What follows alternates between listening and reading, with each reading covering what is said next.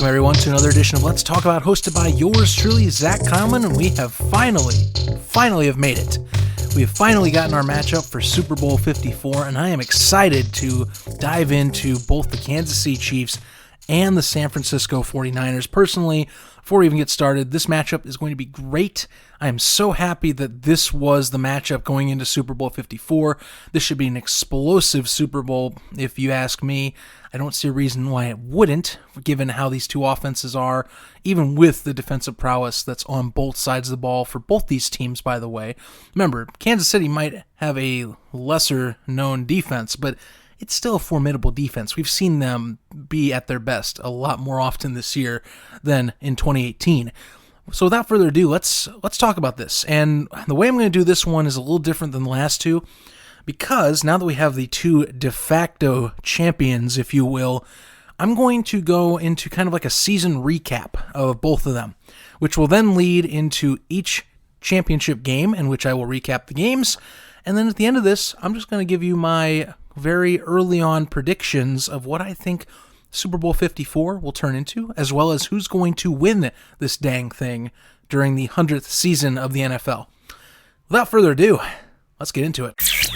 So kicking this off, we will start with the team that's in the conference that is in alphabetical order. So, first and foremost, we have the Kansas City Chiefs, who, for a 12-4 squad, had one of the most roller coaster seasons for a 12-4 squad. Keep in mind that Patrick Mahomes had a lot to do with this for, well, injury reasons. Week 7, we were wondering what was going to happen with him, and I will touch on that after we start at the very beginning, because, well, that was kind of mid-season at that point. I mean, we're going back to transactions. You know, some of these transactions, and a lot of times in Super Bowl runs, are really what spark and help a team get over the hump. So, if we're looking at Kansas City, in the offseason for 2018 going into 2019, there are a lot of questions on Kansas City's defense in particular. What is Kansas City going to do to retool the defense? Are they going to get rid of Bob Sutton? Are they going to upgrade the pass rush? Are they going to create some more opportunities by acquiring free agents for their secondary? What is going to happen to D Ford, Eric Berry, Justin Houston, Steven Nelson?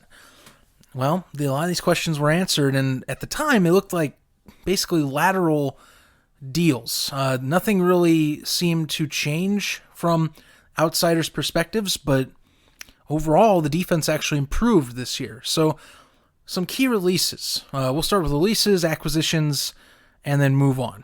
So, the biggest releases or trades from the offseason were really started by D Ford. D Ford was 27, still is pretty young anyway, and he was coming off a breakout year. He had finally stayed healthy. He recorded 13 sacks for the team. He was going to get a big deal. And the Chiefs needed to figure out, were they going to keep him and have him signed, which would be based on what they do with their defense, or were they going to find a way to get some value out of him? So when they hired Steve Spagnuolo, who has done a great job in 2019 of retooling Kansas City's defense, they had to switch schemes. They went from a 3-4 system to a 4-3 system. Basically, if you are new to the NFL or football, 3-4 is the amount of players between the first and second layers of the defense. So a 3-4 would be 3 down linemen with 4 linebackers. Then the edge linebackers can interchange to be a 4th down lineman. Whereas in a 4-3, you have 4 committed down linemen to 3 committed linebackers. And so D Ford was more set up to be a linebacker hybrid pass rusher, which is why in the offseason, they traded him. And you won't believe who they traded him to. They traded him to, well, the San Francisco 49ers. And they got a 2020 second round pick out of that deal. As for some of the other players I mentioned going in, Kansas City Chiefs legends Eric Berry and Justin Houston, well, they moved on with them. And at the time, this was pretty sad because, I mean, Eric Berry had been fighting back so hard to play in 2018, and he was able to recover. He did play in that game against New England, but he didn't seem to have much of an impact. And what's amazing is Eric Berry has not been on a team since he was released at the beginning of the offseason in 2019. It's amazing to me. I think he still has a lot of potential left in him. I think that he'd be a great veteran leader, and we've heard nothing from him. As for Justin Houston, he would move on and sign with the Indianapolis Colts, have a pretty modest year for his age, and is making a difference for the Colts right now. They also would release Steven Nelson, who did have a lot of problems in that defense at the time. So this is how they would retool the defense. They would take that 2020 second-round pick from Dee Ford, along with a first-round pick for 2019, and a third-round pick that they would deal with, go talk to Seattle and say, hey, we know she got a 26-year-old guy by the name of Frank Clark that's a pretty good pass rusher, and he's got some contract stuff coming up. We'd like to sign him. And they did. They traded with Seattle, gave him a 2019 first-round pick, a 2020 second-rounder that was from the 49ers trade, and they would swap third-rounders in the 2019 draft. They would then sign Frank Clark to a 5-year, $105 million mega deal in the offseason. So he was locked down. He was the new de facto replacement for Dee Ford, which is why a lot of people felt it was just kind of a lateral deal. I mean, he really wasn't changing the game too much for their defense. They just basically switched out pass rushers.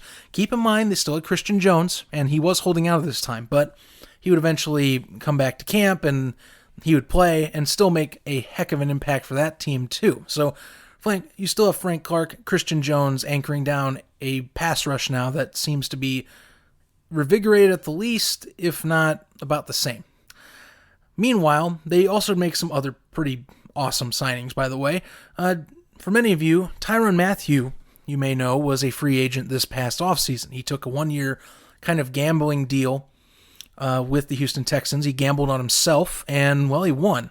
And so the Kansas City Chiefs, noticing that Eric Berry was aging and had more injury issues in recent seasons, they decided to, in a sense, upgrade. And they took Tyrann Mathieu, who has played basically a free-roaming safety with a lot more upside in a sense. I mean, he pretty much is a safety linebacker hybrid. He can go anywhere on the field. He's insanely fast and instinctive, and they picked him up for a 3-year, $42 million deal. And he has been arguably the MVP of this defense for the majority of the season. He is the marquee defender for the Kansas City Chiefs.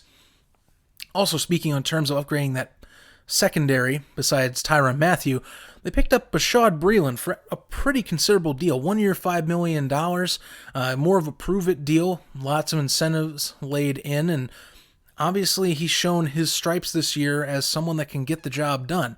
Also anchoring down that secondary fairly well. I mean, Kansas City's secondary took leaps and bounds compared to the 2018 version of this team, and it's all in part to these two signings. What happens to Bashaud Breeland after this year, who knows? But if anything, he's increased his value tenfold, I would say, just from getting this prove-it deal. Meanwhile, they also would sign on Alex Okafor, quite the anchor coming from New Orleans, and now anchoring down what turned out to be a pretty stout Kansas City defense for the 2019 season. And then the one major draft pick I will say that got some attention this year would be Mecole Hardman. If the Chiefs' offense wasn't explosive enough going into 2019 with Tyreek Hill, Travis Kelce, and Patrick Mahomes, you add another speedster from Georgia named Mecole Hardman, and it just makes an offense that is, it makes you just kind of go ugh and grab your forehead if you're a defensive coordinator. So a lot of things to think about, especially from Mecole Hardman's perspective when you add that weapon. And the fact, remember, they have Sammy Watkins on this team too, and Watkins has never really been that much of a threat considering of all the weapons they have in Kansas City. He's just kind of there as another option for Mahomes, which to me is impressive as all hell. So, going into the season, they have all of these fantastic pickups from the offseason, or at least to the media, what would seem just kind of average. Because, again, many people think this is kind of a lateral movement. Not much has changed. However, would seem a lot does change. Now, there are two major events in the 2019 Kansas City season that really would define how this team would fight and claw its way from adversity to the top of the mountain. First off, Patrick Mahomes dislocates his knee. A lot of people around the NFL were wondering how badly this would affect the Chiefs, and it also made us wonder how wide open the West could become. Because remember, Mahomes he is a game changer. He is a de facto X factor in every contest. You have to account for him. Because of his unnatural talent that he possesses, he can change any offense or any game on the flip of a coin. As we saw in the playoffs this year, it only takes a few minutes game time for Mahomes to go off and burn you. And with him going down in week 7, we were wondering how bad it was. Many of us thought it was a torn ACL, LCL, and thought that he was done for the year and that Kansas City would have to find a way to manage with Matt Moore. And we got that experiment. And Matt Moore, for the most part, over-exceeded expectations under Andy Reid's offense, which shows you the brilliance of Andy Reid, by the way, for how well he can construct an offensive scheme. He is quite the special coordinator, and this is also why I feel very happy for him to get a Super Bowl bid. They did split the games with Matt Moore, one of them being against the Green Bay Packers, which, if you ask me, the Packers just got lucky they didn't have Mahomes, because personally, Mahomes in that game would have beat the Packers. I'm not going to lie. I mean, yeah, many time this year, and I'll mention later, I felt the Packers lucky. This was one of those cases. They got away out of Arrowhead for that one loss during the Matt Moore stint. They would also take a few hard losses during the year, one being actually to the Tennessee Titans, but that was at Nissan Stadium. Now, last week I mentioned that would be an X factor going into the AFC Championship game, and, well, I don't know if it was, but I mean, some things did change during that game, of course. The other big de facto moment in the season that really defines how the Chiefs got here would be Week 17. As the Chiefs needed a Patriots loss. They needed just the Pats to lose to get a second seed with a home field advantage and a playoff bye. And for the last 7 seasons, basically the playoff bye teams are making the Super Bowl. So this has been more crucial than ever in recent years. And sure enough, somehow in some way, Fitzmagic came through and delivered the ultimate blow to Tom Brady and the New England Patriots, which led to their demise.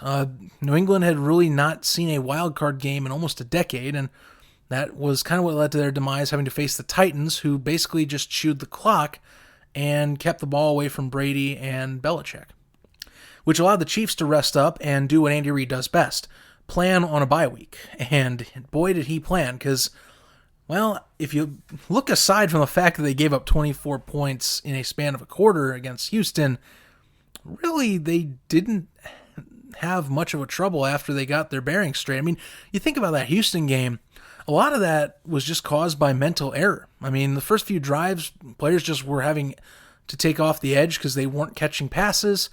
Yes, Deshaun Watson delivered a 50-plus yard strike to Kenny Stills, but even that being said, most of the other touchdowns and scores for the Houston Texans at that point were just flukes. A block punt for a touchdown, a fumbled punt return that would then lead to a quick score. And that's how they got down 24-0. And so that brings us to the AFC Championship game, in which, funny enough, the Chiefs would go down again. Not as badly against the Texans, but keep in mind, this is a Tennessee Titans squad that is notorious at this point in the playoffs for chewing clock and keeping the ball away. That is their forte. As long as Derrick Henry was getting the ball, pounding out some yards, and slowly, methodically draining the life out of their opponent, the Titans were winning. And that was mostly what they were doing for a quarter and over a half. They were ahead 17-7 with 6:39 left in the second quarter. Think about that. They were ahead by 10. And at that point, they had looked like the better team. They were able to consistently drive on Kansas City. They were able to consistently get running lanes for Derrick Henry. And Henry was looking like his normal self that he had performances for in the last 2 games against New England and against Baltimore. But sure enough, just like I mentioned earlier, you give Mahomes the ball. Mahomes can change the game on a flip of a coin. And within that 6-minute, 39-second frame in the half, the Chiefs would go on a 14-0 run. Mahomes would have, in one of those touchdowns, a miraculous 27-yard rushing touchdown that would make all of us Bears fans scream in anger at Ryan Pace for missing out on him as one of those options in the 2016 draft. And, well, essentially we saw the Chiefs change back to what we were expecting. The Chiefs offense dominated the rest of the way after halftime. They went up 21-17 at half and then just blew away the Titans. The Titans were just overclassed in the second half. They had to get away from their formula. Derrick Henry's rushing advantage dried up in the second half. He would finish the day with 19 rushes on 69 yards, which, considering how well he was handling the ball and keeping the team on the offensive side of the ball moving down the field, pretty disappointing to see he only had 69 yards. They had to pull him because they needed to start passing. And Tannehill had an average day passing. It's just that he's not the X factor that the Titans have. He's there for the crucial passes that are needed when necessary. He's not supposed to carry the load. Obviously, we saw that in that contest. And the other important factor with the Kansas City Chiefs and the Tennessee Titans was that the Titans ran out of opportunities. The Titans, for the most part in the playoffs, were finding ways to turn over the ball or turn back possession. And in the previous two contests against New England and Baltimore, they had a +4 turnover differential, 5-1. Against Kansas City, they couldn't turn over the ball for jack squad. And they also could not stop the Chiefs on fourth down, something that they were capable of doing against New England and Baltimore that helped them win contests in both of those stadiums. And with that, the Kansas City Chiefs pushed on, won the AFC Championship game, and we're going to see them play February 2nd against, well, the next opponent we're about to discuss, the San Francisco 49ers. So unlike the Kansas City Chiefs, many people, I would say, didn't expect the San Francisco 49ers to get here. They finished 4-12 last year, and though Jimmy Garoppolo did get knocked out early on in the year, not many people, I think, expected to see this team transform into a dynamic 13-3 roster that would basically blow out both their opponents on their way to the Super Bowl. I mean, this team had a lot of upgrades in the offseason that really defined what this team turned into.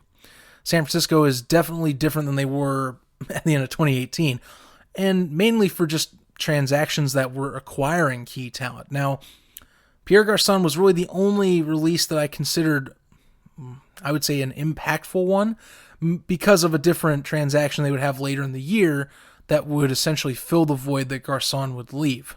So, looking at what they acquired, and I mean they acquired some good talent, or at least re-signed some good talent, key players that helped them along their way. Names that you'll recognize that have been namestays for this season that have stood out. So, first off, I mentioned earlier, Dee Ford left for San Francisco via a trade from Kansas City.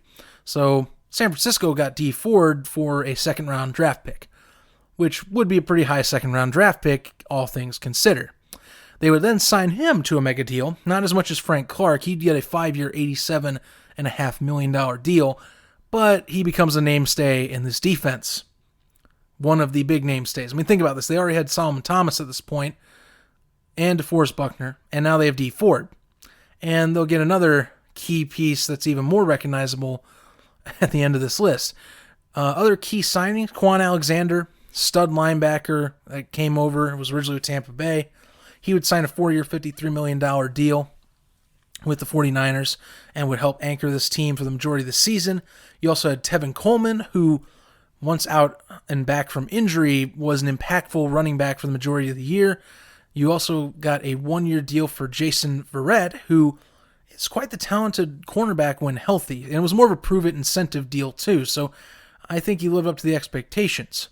Franchising Robbie Gould was necessary. There was some talk that the Bears maybe go for him at some point in the year, but no, that talk died off as soon as they franchised Robbie Gould. And whether he likes it or not, well, he's with a Super Bowl contending team now, so I don't think you really have much to argue about. For re-signings, two of the ones that stood out to me, re-signing Jimmy Ward, who has been crucial to the secondary this year for this team, which the San Francisco 49ers are stout on that end of the ball. It is another version of the no-fly zone, if you ask me, for how well that team that side of the ball performs. And then re-signing Raheem Mostert for a 3-year, $8.7 million deal. Seems pretty cheap. It is. For the production he's put up this season in his role, it's a pretty good deal that they signed him for. And he may be in for a bigger payday at some point, though the running back market is seeming to be on the downswing due to recent activities of Le'Veon Bell and Melvin Gordon, so who knows how much he's going to get. And then there were two really big draft picks that I love that John Lynch picked up and have really impacted how this team plays. The biggest of them being Nick Bosa, who has been phenomenal in his first year. He has been a stud. He is a bona fide NFL star. And when you put together the fact that their front four their front four in the sense of D Ford being a linebacker, their front three with then D Ford would include DeForest Buckner, Solomon Thomas, and then Nick Bosa. Yeah, that team is set up for destruction, which is why they were arguably the best defense in the NFL this past season and why they're here now, because of Nick Bosa and the company being together like that. I mean, couple the fact that you now have Quan Alexander anchoring the linebacking core, and then you have Richard Sherman, Jimmy Ward, Jason Verrett. It's a pretty stout group of guys, pretty stout group of defenders. And then the other draft pick that really stood out to me, second round pick, Deebo Samuel. Deebo Samuel has been outstanding as a swing receiver when it comes to the jet sweeps. He's been fantastic when it comes to pass catching, and for a rookie, it's been a pretty solid year for him. He's been pretty impactful. That's what you expect. He's going to grow and develop better, I imagine, and this is a great start to what I imagine for him is a long career as a 49er. So with all this in mind, this team transformed a lot. They were a lot different than last year's squad. You have a healthy Jimmy Garoppolo. You have Matt Breida, who proved himself last year to be another monster in what would turn into a three-headed running back committee that would be second in the league in rushing.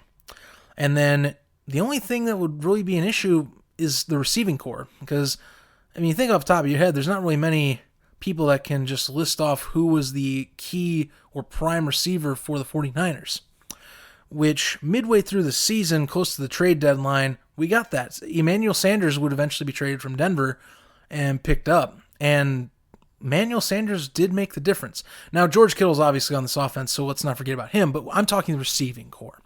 And Sanders definitely was and has been an impact player throughout this regular season and through the playoffs.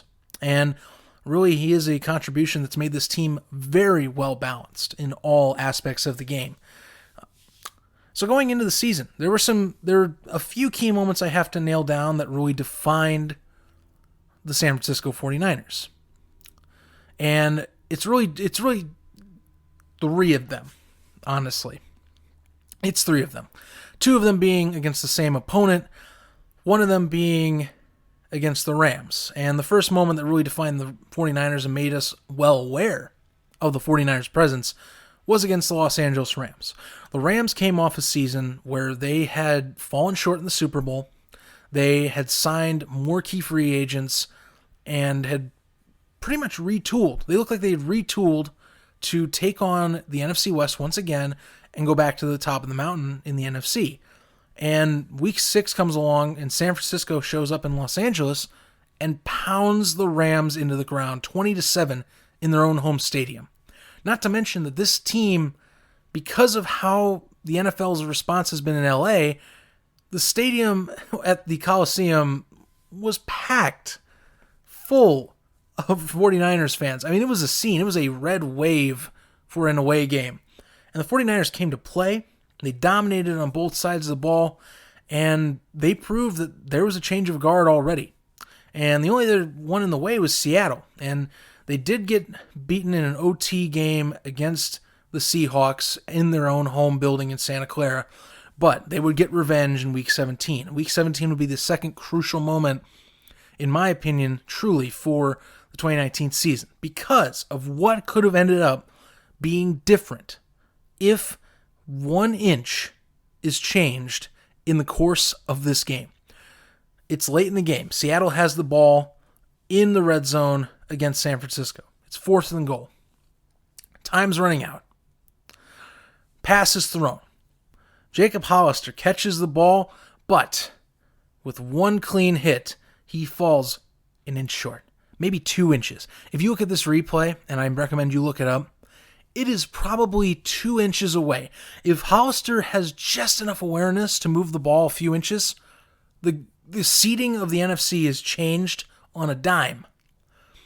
Because if you think of it this way, the 49ers would have been a wild card team. So they would have dropped down to most likely a 5th seed, in which they would have faced the Philadelphia Eagles. Now, they probably would beat Philadelphia. No offense, they probably would have. But here's the deal. They then would be an away team this whole time. San Francisco had an excellent response in Santa Clara this year for both their home games. Home field advantage, again, I mentioned this in the Kansas City section, it is crucial to get to the Super Bowl. In the last 5 years, it has been crucial to have a home field advantage to go to the Super Bowl in some way, whether it's a 1 or 2 seed. You need to have it. And that 1 to 2 inches changed everything for them. Seattle probably is able to rest up and get healthy if they don't end up a wild card. Think about that. If they don't get the wild card, they can end up healing up, possibly making a better run for the Super Bowl. I mean, this is a Seattle Seahawks team that really, if a few plays went their way more efficiently against Green Bay, we may be talking about a Seattle and San Francisco rematch that really could have gone either way, just based on regular season results. So it's pretty crazy thinking that just a few inches changed everything for them. Just a few inches. And those few inches would then change how the playoffs would go for San Francisco. They would bulldoze Minnesota in Santa Clara, and then they bring in Green Bay. So you get a second straight NFC opponent from the NFC North, who was playing in a rematch from a blowout earlier in the season, which San Francisco destroyed Green Bay 37-8. My prediction for this game was that I didn't see how Green Bay was going to win this game. And the exact thing I talked about happened in the game. Not to a T completely, but I didn't understand how Green Bay could win this game because most of the mismatches were there. You had a defense that was opportunistic and would get lucky, if you ask me. You had an offense that was underpowered for the most part and would have just enough plays go the right way. Luck was a factor in Green Bay's season, if you ask me, 100%. And a lot of it ran out against a team that was way more prepared, way more overpowered on all sides of the ball. And by the time the second half rolled around, there was a 27-0 hole that they had to dig themselves out of, and there was no way they could stop their run game. Raheem Mostert had 220 yards and 4 touchdowns by the end of the game. He had 160 yards in the first half. Do you really think they were going to stop him? I don't think so. I mean, Jimmy Garoppolo only had to throw 8 times to make an impact. I mean, I stand by my words. I didn't understand how they were going to win, and obviously 49ers proved exactly what I was saying, because pretty much the exact same thing happened to the Packers from the last time they played. They couldn't protect Aaron Rodgers. Rodgers would get hit. He was sacked 3 times, fumbled 3 times as well. Rodgers was picked off twice. One of them was more on a desperation play. The other one was a poorly thrown ball on a seam route as well. You also had little impact from Aaron Jones, mainly because they were playing catch-up for the most part, but you had little impact on Aaron Jones. And the X factor of the game, I said, was if you can stop Devontae Adams, or at least slow him down, you'll win. And the first half, they negated him completely. He had 7 yards in the first half for 1 catch. To me, that's depleted, because you look at the rest of these stat lines for Green Bay, there was only one receiver that got anywhere near 40 yards on the game, and that was Allen Lazard. I said in my predictions, Marquise Valdes-Scantling is nothing special, nor is Geronimo Allison. Allen Lazard can make an impact, but only in certain scenarios. And unfortunately, this is not the scenario. San Francisco's secondary is way too overpowered with all those key acquisitions I mentioned earlier. So again, I didn't see it, and of course it didn't happen. And San Francisco obviously is a team that deserves to be in the Super Bowl, and we're better off for it. Now with the Super Bowl approaching, I gotta make my prediction of not only the score, but also of some things I think will happen in this contest. And to kick things off for Kansas City's sake, Mahomes will get 300 yards for sure of passing. I think he'll throw for 3 touchdowns, no interceptions. and he's going to dominate. I think that this is his game where he establishes himself as a bona fide face of American sports. And I think he's going to throw a touchdown both to Travis Kelce and to Tyreek Hill. I think he'll throw one also to McCole Hardman. I don't think as much as Sammy Watkins. Watkins, I think, was more out of the blue. But I think he'll throw one to McCole Hardman as well. I think that the Chiefs' defense will come up with at least 2 to 3 sacks, I think. Frank Clark has been stellar so far this postseason, and they're going to need him to be himself for sure with this game. They're going to need to have him see that 49ers team as a rival back when he was on Seattle, and he's going to have to dominate this to the best of his ability. I also believe that Tyrann Mathieu will get an interception off Jimmy Garoppolo. Garoppolo is throwing roughly an interception a game this season, and I don't see that not stopping. I mean, the last 2 games, he didn't have to do too much. He still threw an interception against Minnesota, by the way, and that was with very minimal effort needed. So I definitely believe he's going to throw a pick. I think it's going to go to Tyrann Mathieu or Bashaud Breeland. And I think also that Kansas City finds a way to shut down the run game for San Francisco, at least to some degree. I don't think it's going to be like Derrick Henry where they managed to hold him out to 69 rushing yards, but I think between all 3 running backs for the 49ers, they're going to break the century mark, but they'll only get maybe about 125 to 150 yards between the 3. It won't be anything stellar because they're going to make Jimmy Garoppolo throw more, and eventually he will turn the ball over. He generally has, and he will make a crucial interception at the wrong time. I think that Kansas City will go on to win this contest by a score of 24 to 20 is my prediction. I think it'll be epic. It won't be as high scoring, but I think it will be close, and you will get enough action every quarter to where it will keep you on the edge of your seat and will be considered one of the best Super Bowls in this past decade. So that's going to do it for this edition of Let's Talk About. Thank you very much for listening in, by the way. I'm looking forward to the Super Bowl just as much as you are. What do you think of the Super Bowl matchups? What do you think of the teams that are in? Do you believe that I am incorrect in some of my statements?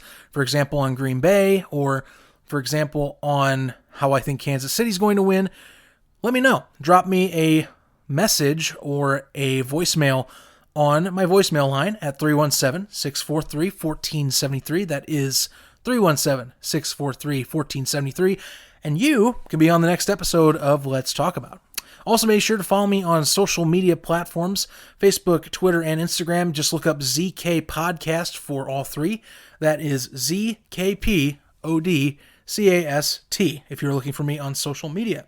We also have a YouTube page, by the way, if you want to look up the podcast episodes on YouTube, or if you want to look up updates of me for the podcast, just look up Let's Talk About on YouTube. I will come up and you will see my fantastic face. Until next time, thank you once again for tuning in. I appreciate all the good vibes as always. And until the Super Bowl, stay tuned.